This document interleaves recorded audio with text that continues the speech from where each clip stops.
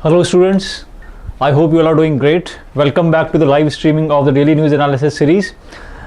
Today we'll be discussing the important news articles of 3rd June 2022 and I am your educator Prithviraj Singh. Let us begin with the session. Well, a very important article surfaced today's headlines in the Hindu where China is, you all know that China is growing its assertion over many islands in the Pacific.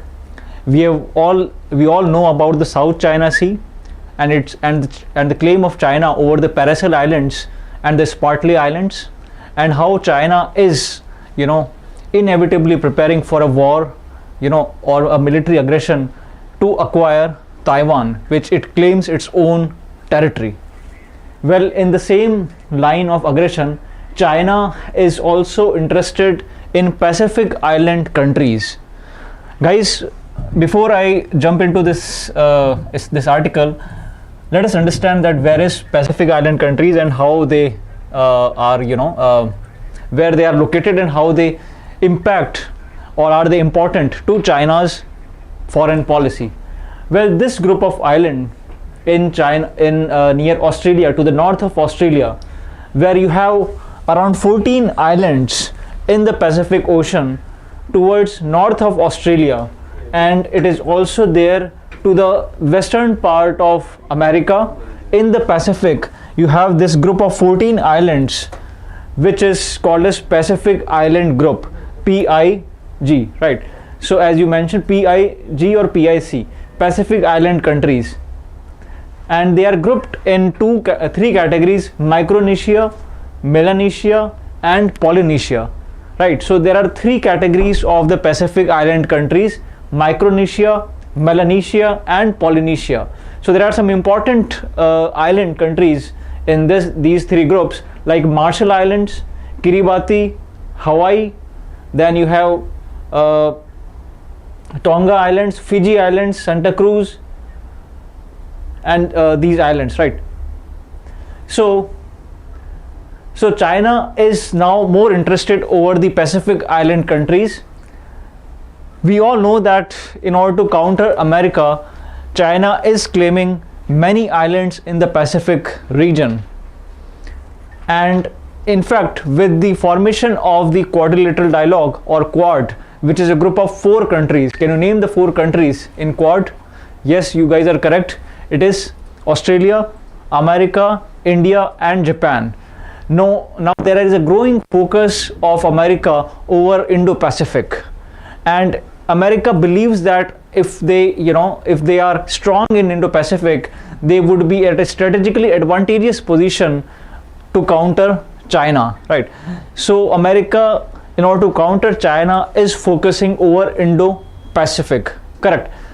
Now, in order to retaliate, China has also grown its focus in the other Pacific Island groups called as Pacific Island countries, PIC. Now, PIC is a group of 14 states, as I just mentioned in the map. It's a group of 14 states in the Pacific Ocean to the northeast of Australia and western part of the America. Now these islands are, as you can see on the screen, Cook Island, Fiji, Kiribati, Republic of Marshall Islands, Federated States of Micronesia or FSM, then Nauru, Niue, Palau, Papua New Guinea, Samoa, Solomon Islands, Tonga, Tuvalu and Vanuatu. So this is a group of 14 Pacific Island countries over which China is broadening its cooperation in order to be more strong in the Pacific, so that it can counter America. And these 14 islands or island countries are divided into 3 major groups: Micronesia, Melanesia and Polynesia. Now they have some of the largest exclusive economic zones. In islands के पास कुछ exclusive economic zones है जो कि India के exclusive economic zone से भी बड़े हैं, right? So in this sense it has huge economic potential. These island groups have huge economic potential. It has good amount, it has good marine resources including the fisheries, energy, minerals and other marine resources. And rightly so, they are also being called as big ocean states. Big ocean states भी कहा जाता है. तो exam में आपसे पूछ सकते हैं कि पैसिफिक आइलैंड कंट्रीज क्या है, इनमें से कौन कौन से आइलैंड कंट्रीज है, राइट? बिकॉज चाइना का अभी there is a growing focus of China over these country. Will understand why these have become suddenly important for China. Well, in fact, Kiribati and FSM, both PICs or Pacific Island countries having exclusive economic zone larger than that of India. जो exclusive economic zone होता है, right? वो जैसे कि for example, it is the territory of India and till 12 nautical miles. These are called as territorial waters of India. Territorial waters of India, and till 200 nautical miles India do not have its exclusive jurisdiction, territorial jurisdiction, but Indian mariners can explore the energy resources till 200 nautical miles beneath the ocean, and this is called as exclusive economic zone, right? For example, India can explore manganese nodules in the exclusive economic zone. अब अगर मैं right, so I hope we are clear with the exclusive economic zone beyond the territorial waters, over which a country can explore the economic resources without having the territorial claim over those places, right? अब यहाँ पे जो exclusive economic zone है इनका, if I talk about Kiribati and FSM, उनका exclusive economic zone is larger than that of India, right? They have become the major theaters of conflict during the Second World War. So during the Second World War, they were the major theaters for of the conflict between the two powers, Japan and America. तो Japan and America के बीच में जब Second World War चल रहा था, और we all know that America bombed the cities of Hiroshima, Nagasaki in Japan. तो उस समय ये आइलैंड कंट्रीज की इंपॉर्टेंस और ज़्यादा बढ़ गई थी. And some of the major nuclear weapon test sites of America, UK and France were located here, right? तो उस समय इन सेकेंड वर्ल्ड वॉर जो न्यूक्लियर वेपन साइट्स थी, major nuclear weapon test sites थी, वो इन आइलैंड ग्रुप्स के अंदर थी, अमेरिका की, यूके की एंड फ्रांस की, correct. So there are a number of votes, and even today the 14 PIC countries have a good amount of vote share in the United Nations, and they have become a potential vote bank for major powers to mobilize international opinion, right? So international opinion को mobilize करने के लिए इनका एक major vote bank की तरह they are being seen. Now the PICs lie in the natural line of expansion of China's maritime interest and naval power. They are located beyond China's first island chain, which represents the country's first threshold of maritime expansion. Let's see what is first island chain. देखिए, in the map you can see China, and here you have Taiwan, right, and the South China Sea.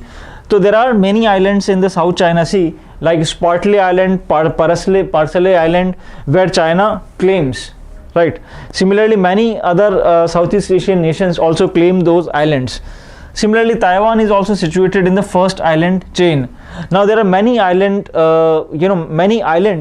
groups in this chain which are being claimed by China. So this is called as the first threshold limit of China's foreign policy.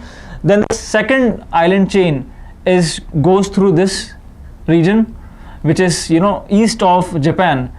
So they believe that China would be extending its maritime claim till the PICs, right? In this sense, it is spreading itself, it is expanding its claim, territorial claim, right? I will not say territorial claim, but at least its influence till the Pacific Island countries.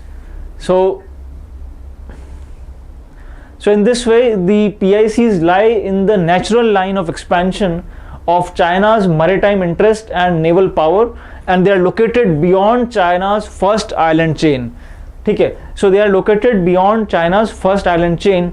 अब ये पूछ सकते हैं कि which among following sentences or statements about PICs are correct. तो पहला तो अगर ये स्टेटमेंट आ गया कि they lie within China's first island chain, so it is wrong because we know that China's first island chain is very close to China, right? So the first island chain, it lies beyond first island chain of China, right? So the first island chain which we just we just saw is the country's first threshold of maritime expansion, right? And the PICs are located geostrategically in what is referred as far seas, right? So it is referred as far seas, and in this way China would be building its blue water capable navy, an essential prerequisite for becoming a superpower. So in order to become a superpower, you should have a blue water capable navy. Well, after the recently held Quad summit, the thrust of the PIC has become much more stronger. Why? Because the Quad has decided and in fact have inaugurated something called as IPEF, Indo-Pacific Economic Framework, which we learned in the past few classes. Indo-Pacific Economic Framework, which is being seen directly as a counter to RCEP, Regional Comprehensive and Economic Partnership, which is being led by China, right? So we have understood that IPEF or Indo-Pacific Economic Framework is an alternative to China-centric supply chains, right? And in this sense, it is a strategy of America and the Quad countries to counter China in Indo-Pacific, right? So that is the reason why China is expanding its impact, even to as far as the Pacific Island countries.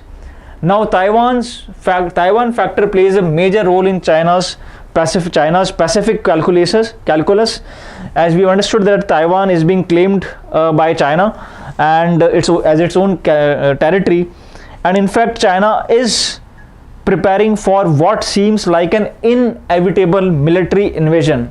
So as I say, and there are many news which says that there is an inevitable military invasion which may take place by China into Taiwan. In this way, it is therefore making the goal of Taiwan reunification easier for China. China has been successful in getting diplomatic recognition from 10 out of 14 PICs through its economic largesse, right? तो इसका मतलब 14 में से 10 जो PIC countries है उसका China के साथ डिप्लोमेटिक टाइज हैं, और अगर मैं बात करूँ ताइवान की तो only there are 14 PIC countries which currently recognize Taiwan and they have diplomatic relations with Taiwan. Well, in April 2022, China signed a controversial security deal with the Solomon Islands. अभी की बात है April 2022, just 2 months back, where China signed a controversial security deal with the Solomon Islands. Solomon Islands is also part of the PIC or Pacific Island countries. अब ये controversial इसलिए थी क्योंकि it raised the regional concerns. China इसके अंदर दो documents, although the paper was being leaked, the documents were being leaked, और ये documents थे China Pacific Island countries common development vision. इसको कह सकते हैं China PIC common development vision, and the other document was China Pacific Islands 5-year action plan on common development. ये दो documents आए थे. The vision gives a broad proposal about cooperation in the political, security and economic strategic areas, whereas the second document जो है 5-year action plan का, it talks about the action plan outline, it talks about more specific details of the cooperation. तो ये आपको समझना होगा कि ये दो documents थे जो कि लीक हुए थे when China has signed a controversial security deal with Solomon Islands. ठीक है. Now PICs as a collectively did not agree to China's extensive and ambitious proposals. तो the PICs थे, they actually rejected this China's ambitious proposals, and therefore China failed to get a consensus on the deal. तो deal तो materialize हो नहीं पाई, right? So it never materialized, and it may drag them into major power conflicts in the future, right? So PIC countries are wary of Chinese expansionist and ambitious policies, and they have not signed the deal, so the deal never materialized. Now China is looking into other options to get involved by the Pacific Island countries, and now America and Australia has also become more cautious. Why? Because their interests are also would also be hurt if China starts its or increases its impact and influence over Pacific Island countries. As we know that Second World War के अंदर America and UK ने वहाँ पे nuclear test sites बनाई थी, plus many islands are have entered into economic cooperation with Australia as well as America. So therefore America and Australia have become more cautious, right? And especially after the China Solomon Islands deal. So China Solomon Islands deal के बाद they have become much more cautious. Now FSM or Fiji is the only country which recognizes China and at the same time is part of compact of free association with US Australia, right? So FSM जो हमने यहाँ पे बात करी थी, Kiribati FSM, right? तो ये जो है FSM means Federated States of Micronesia. Federated States of Micronesia की जो बात करी थी, so FSM is the only country which recognizes China and at the same time they are also part of the Compact of Free Association CFA with US and Australia. Now the Western powers may have been relieved but may have turned more vigilant and the PICs may have become much more united than ever before. Now this is a beautiful article written by Dr. Anand V. So here we can we have understood about Pacific Island countries, where they are located, what is first island chain and how they were the major I would say major war theaters during the Second World War, and why China is broadening its influence over the Pacific Island countries. Very important, right? So this is how they look in the map: Melanesia, Micronesia and Polynesia.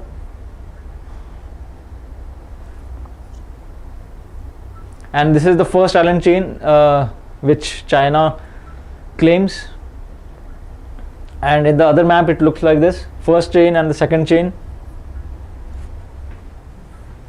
Moving to the next news article on the screen.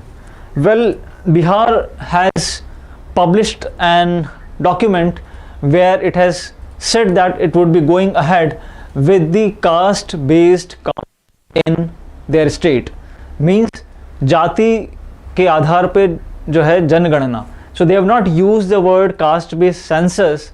In fact, instead they have used caste based count, right? Although it is it is similar to the census, but they have intentionally not used the word census.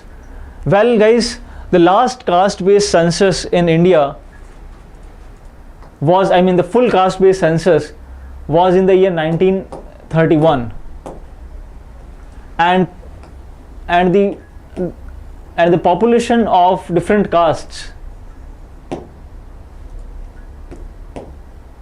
that means SC, ST and even OBC, were being released by 1931 caste census, and the same population was being taken as a base by Mandal Commission, BP Mandal Commission.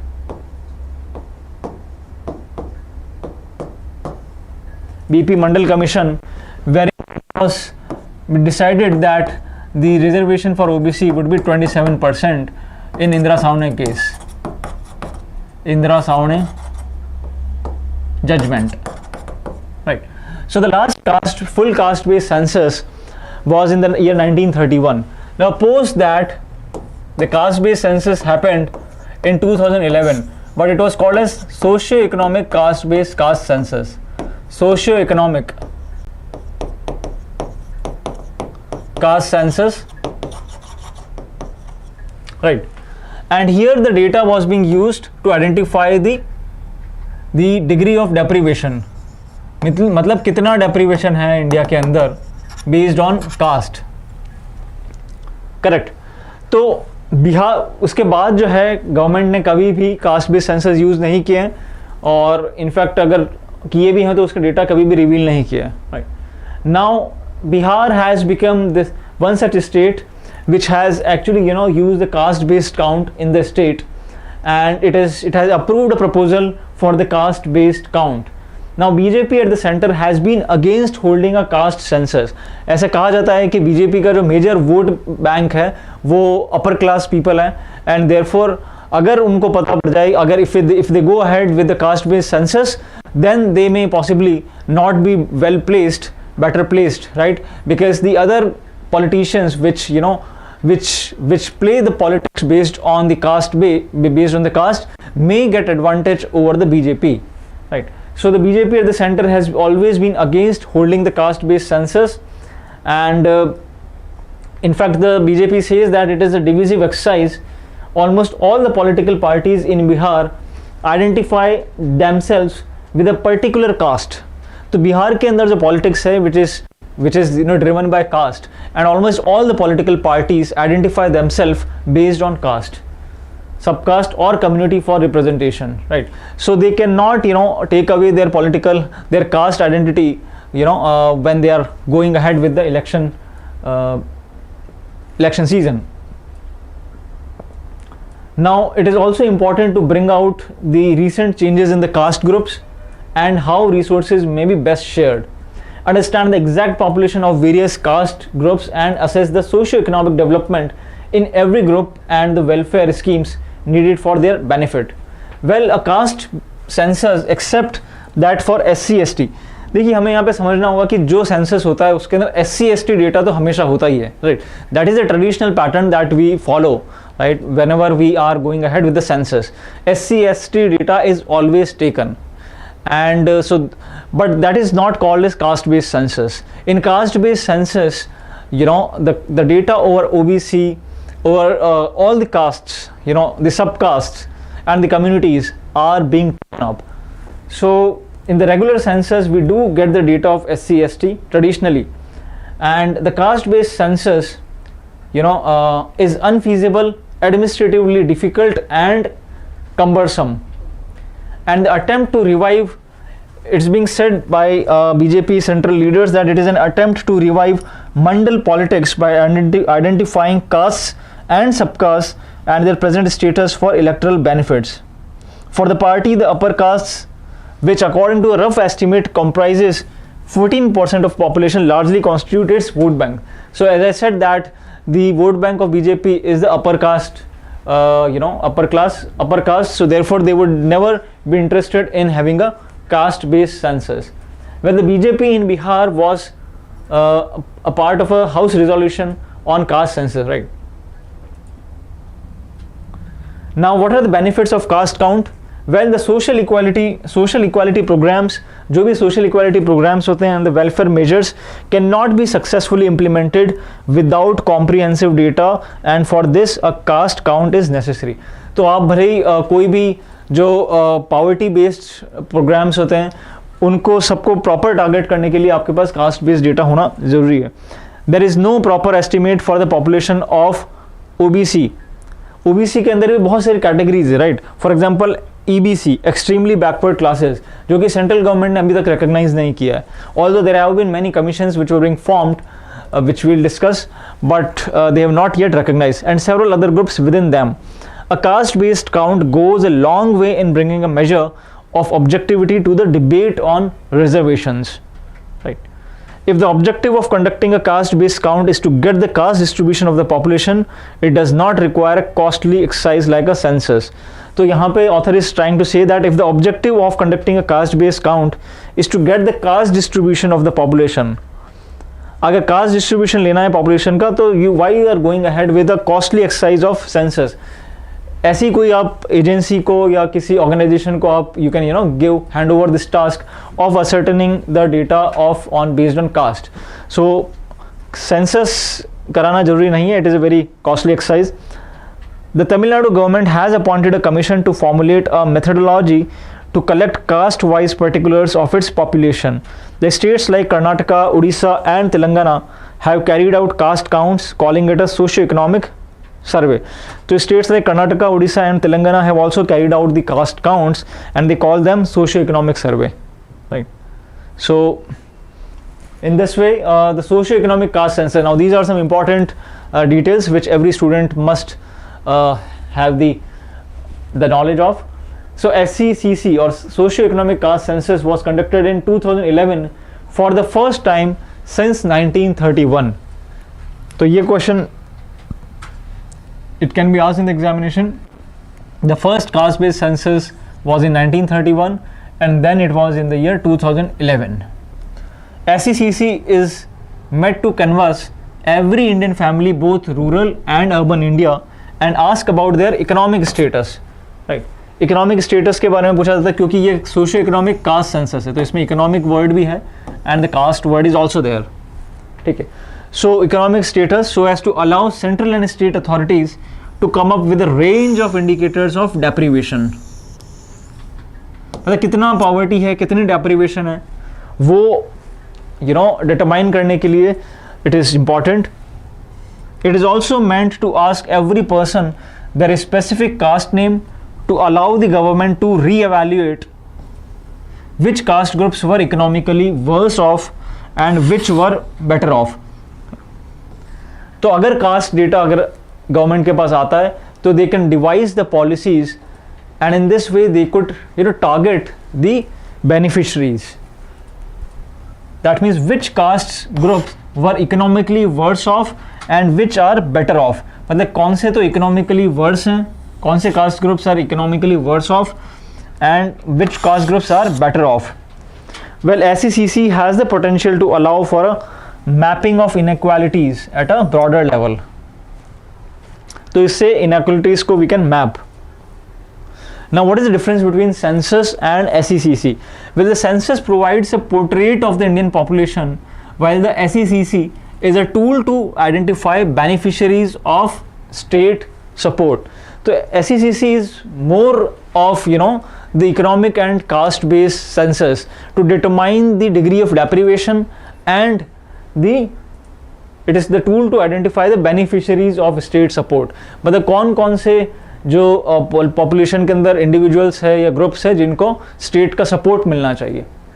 Since the census falls under the Census Act of 1948, all data are considered confidential. ठीक है, तो ये हमें पता होना चाहिए कि जो census जो है it falls under the Census Act of 1948 and all the data are considered confidential. उसको गवर्नमेंट उनकी परमिशन के बिना you cannot make them public. Whereas according to the SCCC website, all the personal information given in the SCCC is open for use by government departments to grant and or to restrict benefits to household. Right. So that means the details or the personal information in SCCC is open for the use by the government departments, whereas caste-based data is confidential. Well, to determine the subcategorization of OBCs, Rohini Commission was being formed by the central government in the year 2017, which was formed to look into the equitable redistribution of 27% quota for OBCs. Noted that there are around 2,633 castes covered under the OBC reservation. तो OBC reservation जो 27% है उसके अंदर करीब 2,633 cast covered है. Right. तो उसको determine करने के लिए एक कमीशन बना था कॉल्ड एज रोहिणी कमीशन और ये 2017 में बना था. बहुत इंपॉर्टेंट है ये, इसके ऊपर क्वेश्चन पूछा जा सकता है. Rohini commission. However the centre's reservation policy from 1992 doesn't take into account that there exists within the OBC a separate category of extremely backward caste. तो जैसा कि मैंने बताया था कि फर्दर जो सब कैटेगराइजेशन है OBC का, एंड इनफैक्ट जो 1992 के अंदर 27% रिजर्वेशन मिला था OBC को, उसके अंदर भी EBC ये एक्सट्रीमली बैकवर्ड क्लासेस का डेटा गवर्नमेंट के पास नहीं है. Right. And who are much more marginalised. तो उनको कितना ज़्यादा रिजर्वेशन मिलना चाहिए या किन किन OBC कम्युनिटीज़ के अंदर रिजर्वेशन नहीं मिलना चाहिए. We all know that there is a ceiling of 8 lakh. 8 lakh की सीलिंग है. That means those in 8 lakh are not given reservation and less than 8 lakh are given reservation. Well, Rohini Commission constituted under Article 340 of the Constitution with the approval of the President on 2017, right. So ये हमने discuss किया था Rohini commission. ये article 340 जो कि president which empowers the president to form any commission, you know, to look into the backwardness of the you know, in the population. तो ये Rohini commission बनाया था under article 340. It had been constituted to complete the task of sub-categorization of almost 5,000 odd castes in the central OBC list.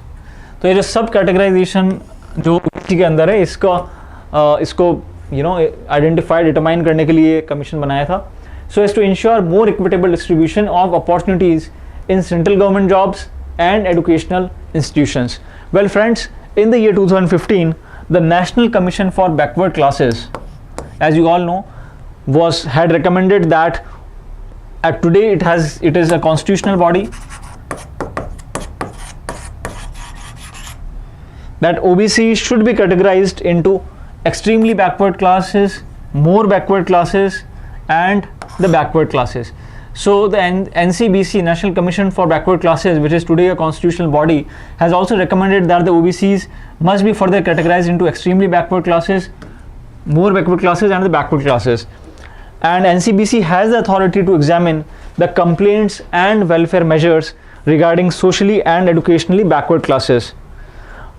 We all know that 102nd Constitutional Amendment Act 2018 gave them a constitutional status to the National Commission for Backward Classes, right? So 102nd जो Constitutional Amendment Act था 2018 के अंदर, it is also important. It gave a constitutional legal status to NCBC. और इससे पहले ये statutory body था. It was a statutory body under Ministry of Social Justice and Empowerment. So Article 102nd Amendment Act inserted which article? Article 338B. And if somebody asks that NCBC is formed under which article, so it is Article 338B, National Commission for Backward Classes. Article 338B is National Commission for Backward Classes and formed by, inserted by 102nd Amendment Act. So यहाँ पे कुछ चीज़ें आपको पता होना चाहिए. National Commission for Backward Classes, which is today a constitutional body, it was been declared a constitutional body by 102nd Amendment Act, which inserted a new article, Article 338B into the Constitution. So the amendment also brings about the changes in Article 366, where Article 338B provides authority to NCBC to examine complaints and welfare measures regarding SEBC. Article 342A empowers the president to specify the socially and educationally backward classes in various states. मतलब किन किन states के अंदर socially educationally backward classes हैं, that would be identified by the president under Article 342A. So we must be very clear about 338B. It is very important for the examination.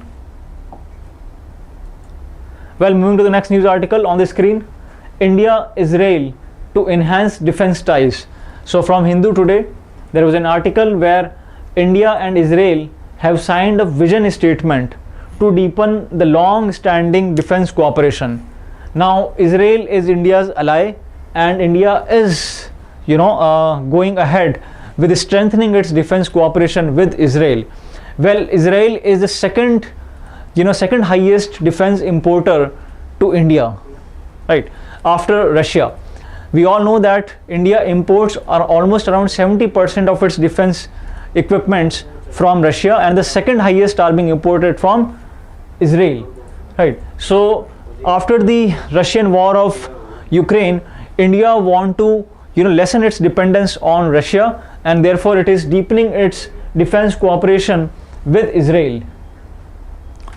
And this time the focus has been on the UAVs, or unmanned aerial vehicles, UAVs, and the defense capabilities. So you can see here the Defense Minister Rajnath Singh with his Israeli counterpart Benny Gantz in New Delhi on Thursday.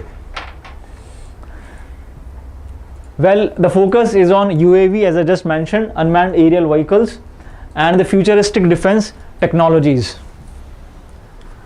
Well, in this sense, we are close to finalizing the bilateral free trade agreement, FTA, where India's extraordinary development and the production capabilities would work hand in hand with Israel's technological advance and operational experience. So Israel is known for its technological advance and operational experience, whereas India is known for its extraordinary development and production capabilities, right? Well, if I talk about the balance of trade between India and Israel, it is always in India's favor. That means India exports more to Israel than it imports. In fact, India is Israel's third largest trading partner in Asia. Majorly India से diamonds export होते हैं Israel के अंदर, and diamonds actually constitute 50% of the bilateral trade between India and Israel. So the trade balance is always in favor of India. So this is a very good move by India, where in fact both the countries where they are going ahead with the defense cooperation. India is the largest buyer of military equipment from Israel, which in turn is the second largest defense supplier to India after Russia, as I just mentioned. अब यहाँ पे questions आ सकते हैं कि कौन कौन से जो डिफेंस इक्विपमेंट्स है जो हमने बोरो किए हैं, या बोरो इन द सेंस कि इंपोर्ट किए हैं इसराइल से. पहला, as you can see on the screen, Falcon AWACS. It is Falcon Airborne Warning and Control System. Falcon AWACS and Heron, then Searcher Second and Harop drones, then Barak anti-missile defense system, and Spider quick reaction anti-aircraft missile system. So the questions may be asked on these lines. So Falcon Airborne Warning and Control System, Heron, Searcher Second and Harop drones. So these are the category of drones: Heron, Searcher Second and Harop. Barak is an anti-missile defense system. Then Spider is a anti-aircraft missile system, right? So these are defense equipments or weapon systems we have, we imported from Israel.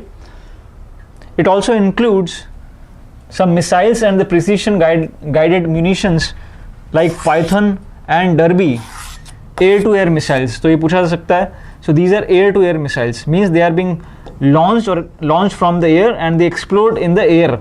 So Python and Derby. Similarly, there are some bombs like Crystal Maze and Spice 2000. Spice 2000 bombs भी Israel से लिए हैं, and Crystal Maze. Right. So these are the weapon system which we have imported from Israel.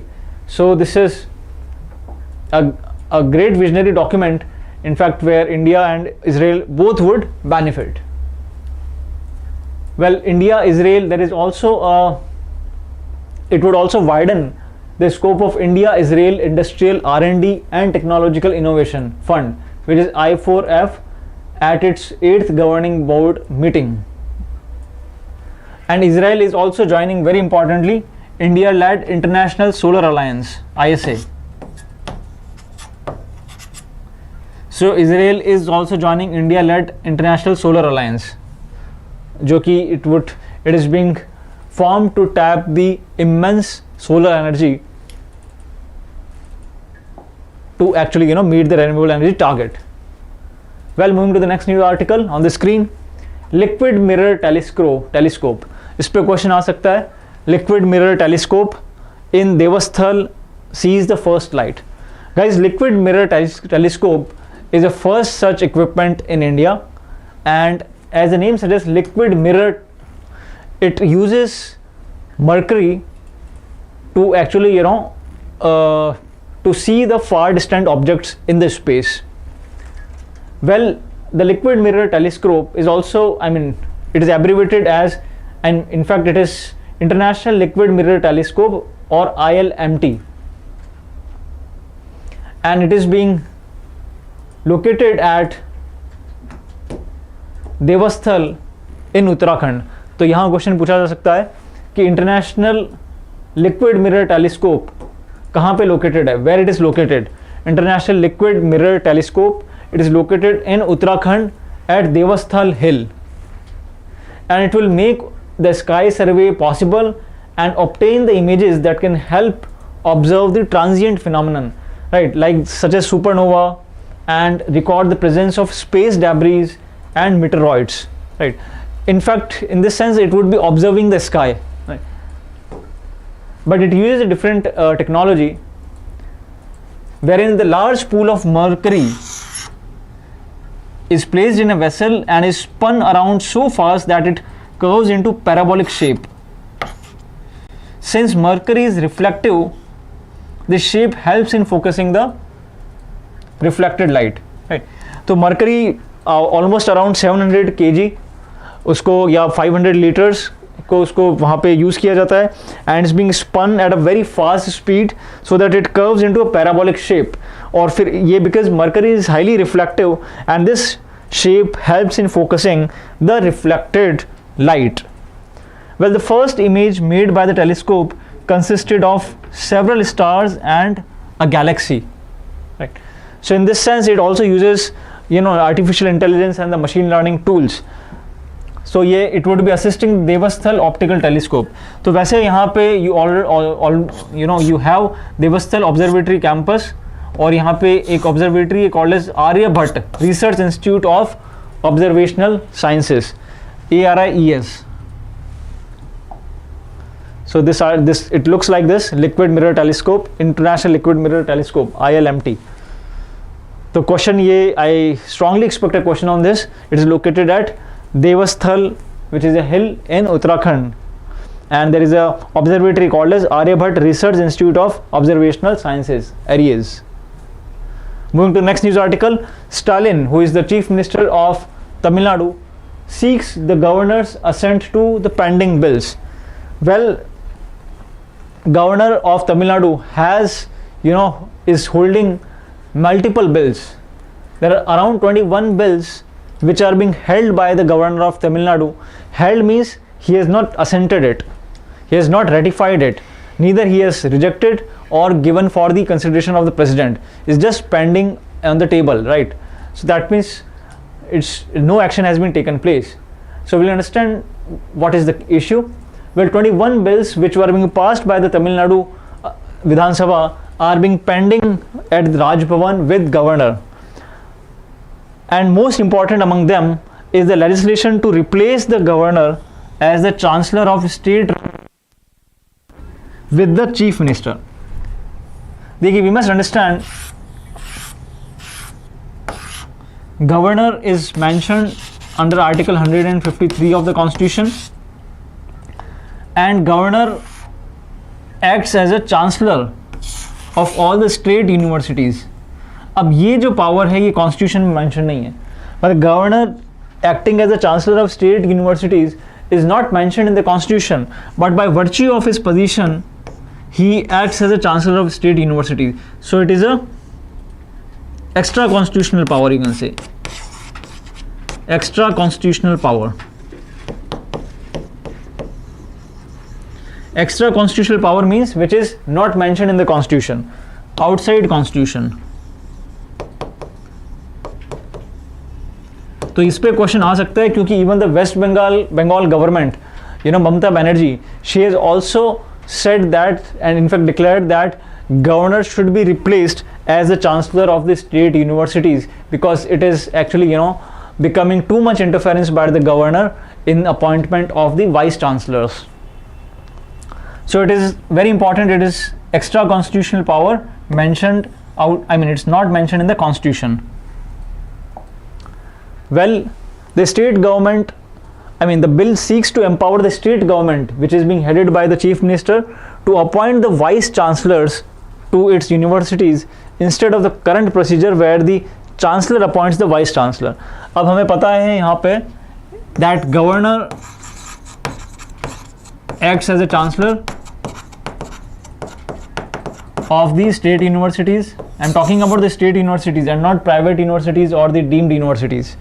I'm talking about the state universities which are formed by the state government.